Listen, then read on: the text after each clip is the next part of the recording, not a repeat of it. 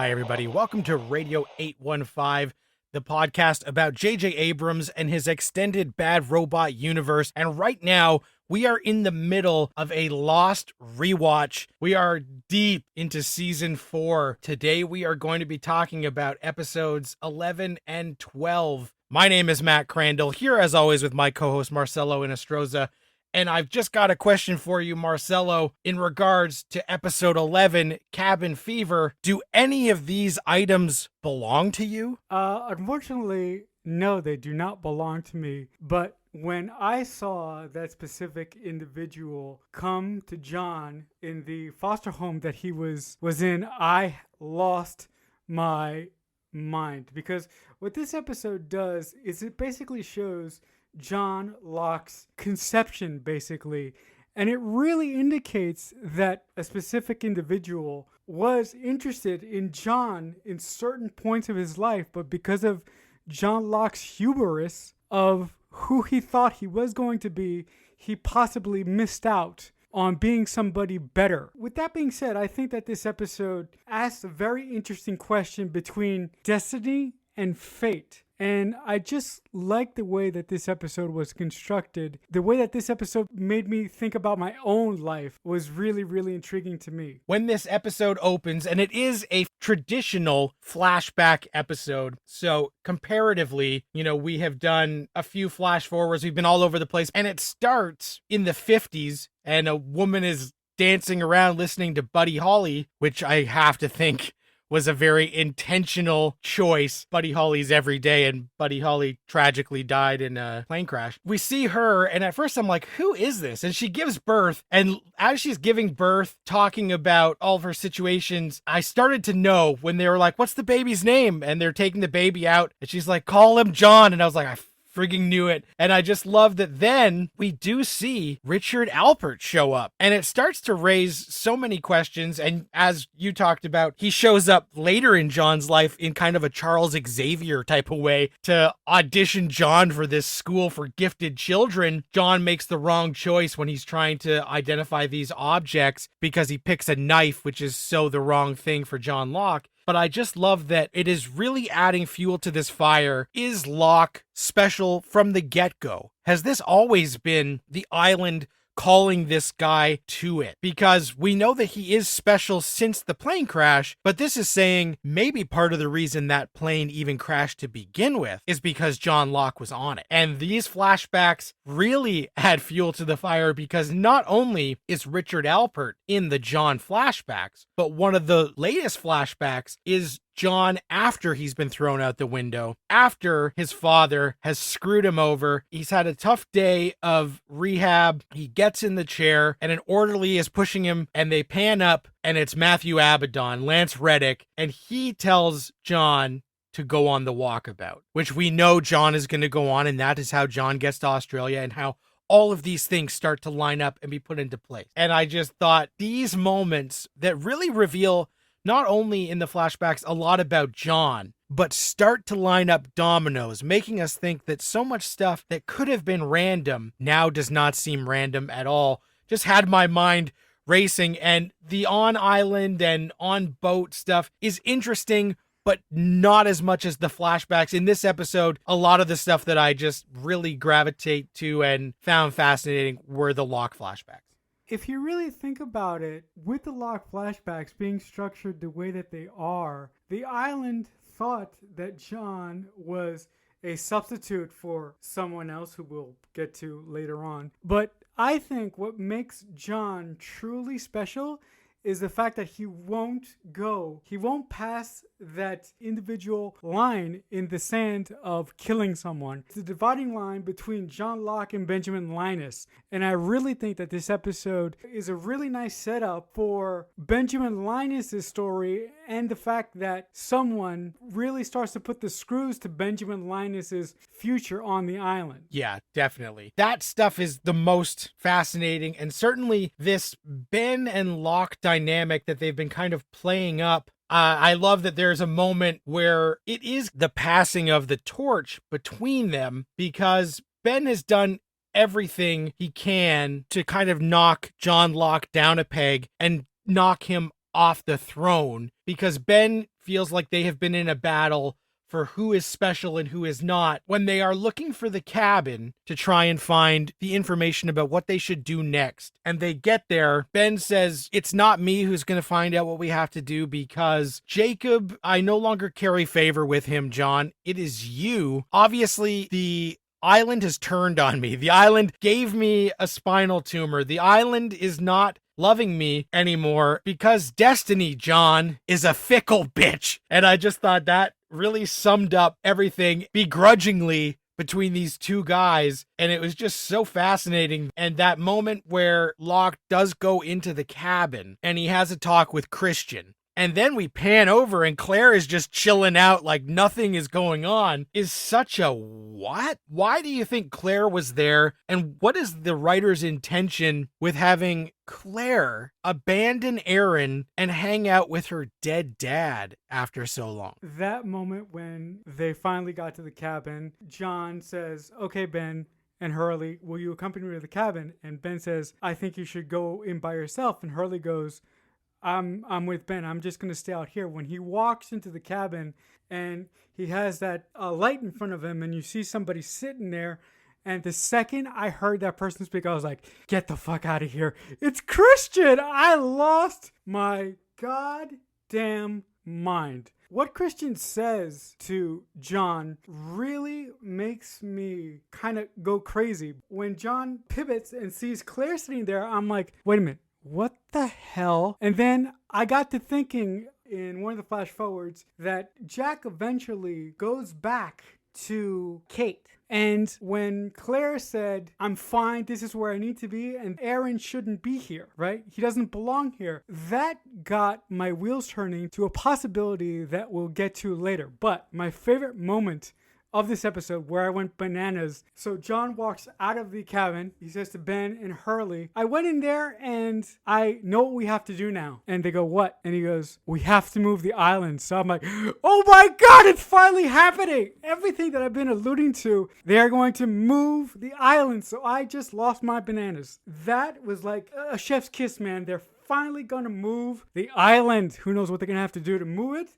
But I don't care. This episode was just phenomenal for the deconstruction of fate and choice, and John Locke's backstory was just phenomenal. But that last scene with John in the cabin speaking to Christian and Claire, oh, so beautiful. So well done. Yeah, and that bombshell of he wants us to move the island. I remember now, obviously, if you're rewatching, it doesn't seem like a foreign concept, but in May of 2008, it was like, what the actual fuck?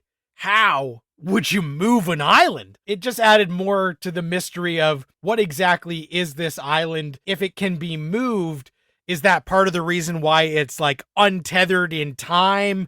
And is that part of what the hatch was keeping in place?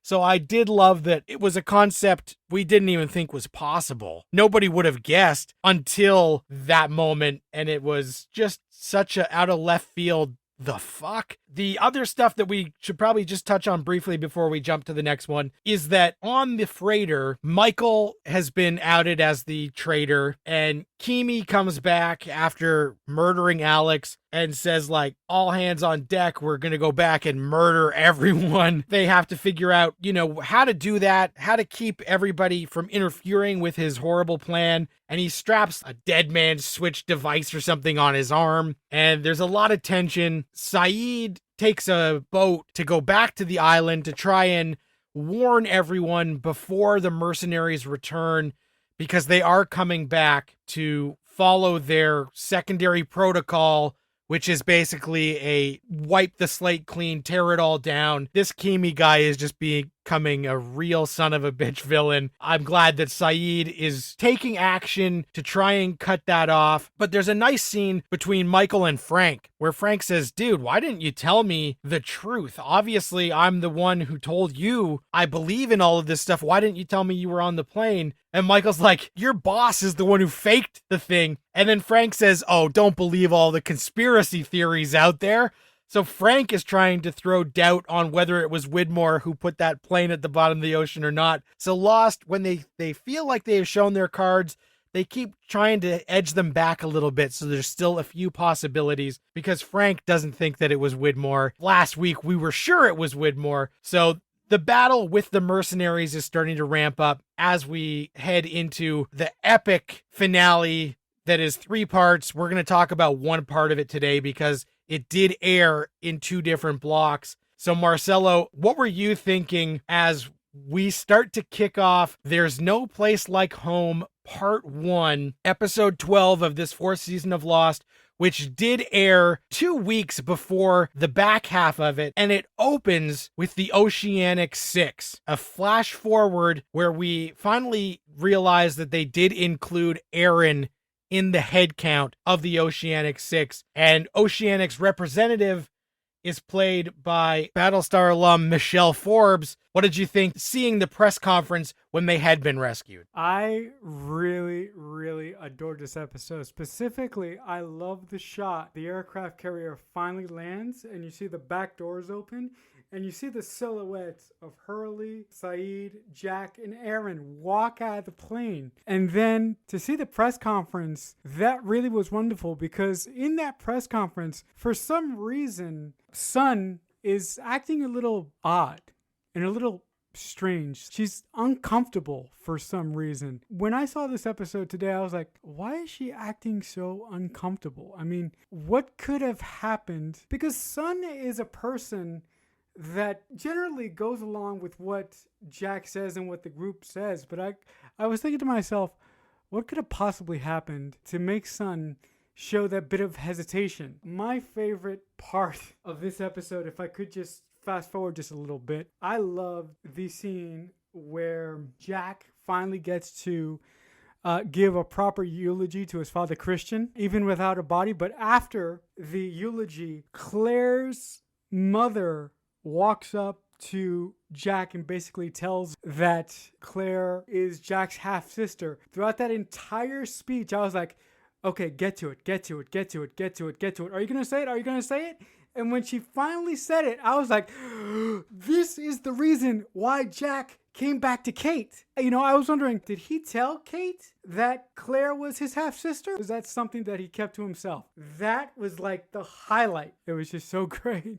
That was the best scene of these flash forwards. And I do think that he did tell Kate at some point because it was still questionable last week. There was that episode where Jack and Kate have their big future falling out. Jack does scream about Aaron like he's not even related to you. And so that planted the seed that we weren't sure if Jack had the information that he was related to Aaron or not. And this explicitly gives it to us. The woman playing Carol Littleton does a great job with the emotion, but Matthew Fox really excels in that scene where we can see him mentally putting things together and trying to deal with this information that he didn't know his father had another child. And then when she says, my daughter, the weird thing was you didn't know it. You were on that plane in the air for 6 hours together. Her name was Claire. And you see Fox, and it's so subtle, but it's so powerful, putting those dots together in his mind. And as this information that Claire is actually his sister. And then Carol goes to Kate and compliments on how beautiful Aaron is, and us knowing that that's her grandson, and Jack realizing that that's actually his nephew. It grabs you by the soul and shakes you. It's really powerful. And now we're starting to fill in these gaps. And of course,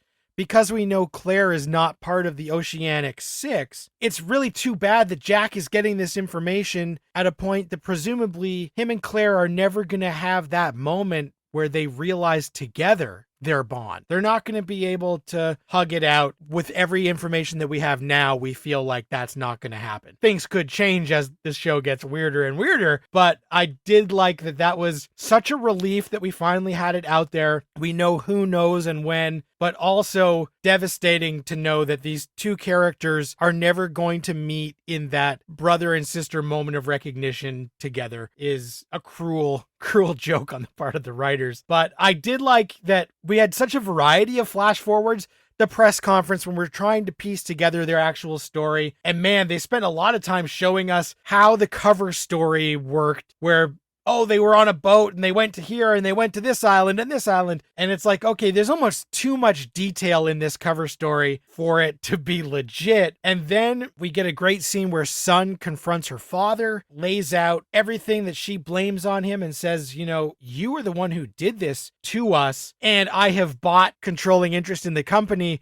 And when I have my kid, I'm going to take this thing over, and it's not going to be this corrupt bullshit, and you are not going to be part of it. And I love that because Mr. Pike is finally getting what he deserves. And Hurley's surprise party was so light and fun and sweet. And then I love that his father is there. So his dad did keep his promise that like he was not going to leave this time. And they have that great moment where he gives him the car, and it's so sweet and uplifting until Hurley looks at the odometer and the numbers are there, and Hurley freaks the fuck out. We know that, you know, this is the car that he drove in the premiere, but it is still, this curse is chasing him even though he thought he could get away from it. And that is one of those really cruel moments that the writers love to sort of twist the knife on our characters. And that had me laughing and smiling and then like, oh, Hurley, this sucks. So I did love that these flash forwards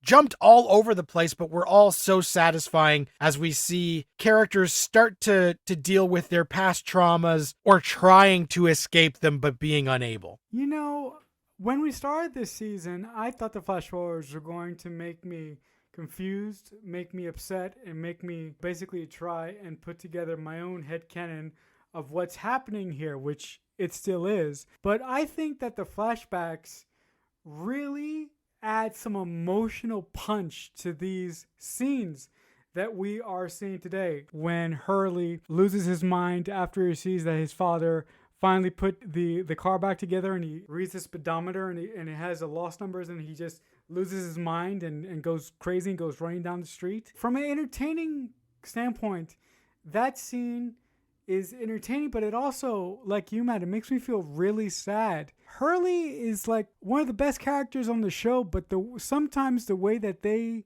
use mental illness and they sort of wrap it up in this science fiction burrito, I enjoy it and I understand why the writers did it, but it really bothers me. All the characters that we haven't lost, they are amazing characters and somewhat get a happy ending, and Hurley seems to be the one that doesn't get that. I mean, that's a jumping the gun, but it really bothers me that Hurley hasn't found peace yet. How do you feel about the way that the writers are handling Hurley in that aspect? Yeah, it is frustrating.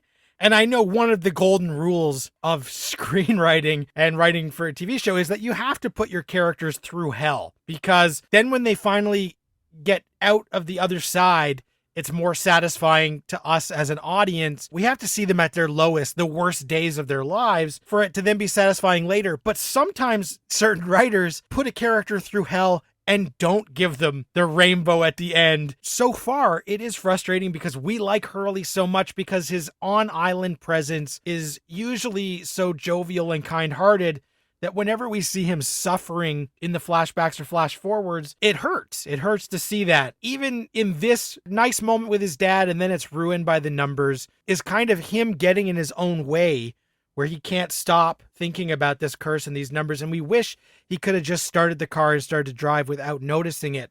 And then maybe it's almost like a self-fulfilling prophecy because he keeps noticing these patterns. And if he didn't notice them, maybe things wouldn't turn out so bad. But also one of the flash forwards is supposed to be a really sweet and triumphant moment where Sayid and Nadia are reunited, but it's undercut because a few weeks ago we found out Nadia gets murdered. So this is one of the only nice triumphant moments that Sayid and her are going to have together, because shortly after they're married, she gets killed.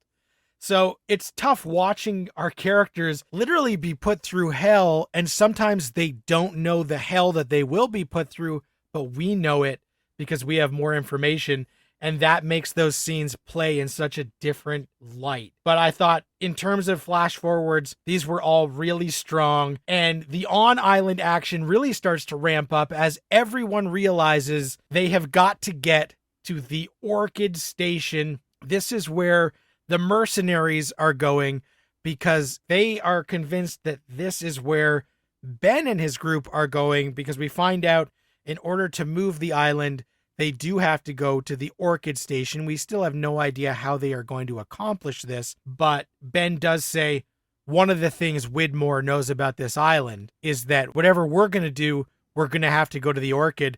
So I'm sure these mercenaries, that is where they're headed. We also do get Jack gets a sat phone that gets chucked out of a helicopter, and he's not sure if it was Sayid or who did it. And they start heading off, not realizing they are walking into an ambush or a trap. Sayid does arrive in time to try and warn them, but our Losties are now in different groups again, where everybody is on their own mission and some don't realize they're walking into a bad situation. It was interesting to see that. Marcelo, what did you think of the moment that is not on island but is on freighter, where Jin and Sun realize that Michael has returned and is on the boat? Lost does something tremendously beautiful that I enjoy about TV writing. They don't tell all their characters everything they need to know, but that moment when Sun and Jin get reunited with Michael is just glorious. It is so much fun. And the nicest thing about it is that Michael finally admits that he feels guilty for what he did to them. And the only reason that he's on the boat is because he wants to make good with our Losties. I like the fact that when they say, you know, you're working for Ben, and Michael goes, no, I'm not working for Ben. I'm here because I thought I have to do right by you guys. And that's why I'm here. And I just appreciate that moment so much. I said that I was never going to forgive Michael, but this episode went a long way into me actually thinking about forgiving Michael for all his past digressions. And for me to say that, I mean, if you've been listening since we started covering Lost, for me to say that, that means a lot. Yeah, and that moment is really nice. You know, Michael fixes the engine because he was the one who sabotaged it. And then when they have that thing, and he says he's trying to atone for what he did. And I love that he says, can you translate it to Jin? And Jin's like, I get it. I understand. I understand. That was nice because they both have come so far.